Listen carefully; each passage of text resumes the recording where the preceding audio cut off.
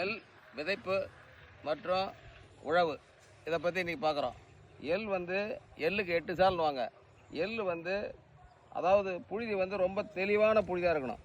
இது இப்போ கால் பழம் அரைப்பழம் கட்டின்னு சொல்லுவாங்க. அப்போல்லாம் இது மாதிரி மென்மையான புழுதியாக இருந்தால் தான் எள் முளைக்கிறதுக்கு ஏதுவாக இருக்கும்.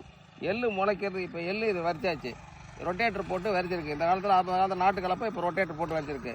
இதில் வந்து ஈரம் இருக்கா அப்படின்னு கேட்டால் ஈரம் இருக்குது. இந்த ஈரம் ஓரளவுக்கு எள்ளை முளைக்க வச்சிடும்.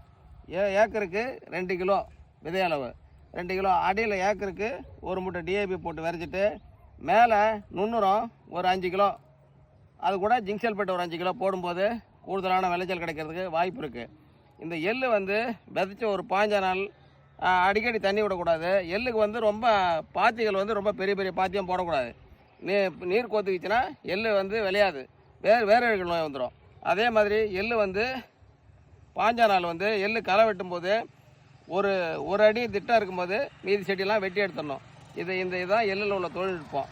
மாசி பட்டம் சிறப்பான பட்டம், திண்டிவனம் 4, விஆர்ஐ 4 போன்ற விஆர்ஐ 5 இது மாதிரி எள்ளுகள் வந்து இப்போ விதைக்கிறதுக்கான சாத்தியக்கூறு நல்ல வாய்ப்பு இருக்குது. இந்த பட்டம் சிறப்பு பட்டம். இந்த பட்டம் விதைச்சா எள் நல்லாயிருக்கும். எந்த விதமான தங்கு தடை இல்லாத பூக்களோ மகரந்த சேர்க்கை ஏற்படுறதோ எல்லாத்துக்கும் இருக்கும். மாசி பட்டம் சிறப்பான பட்டம். நன்றி, வணக்கம்.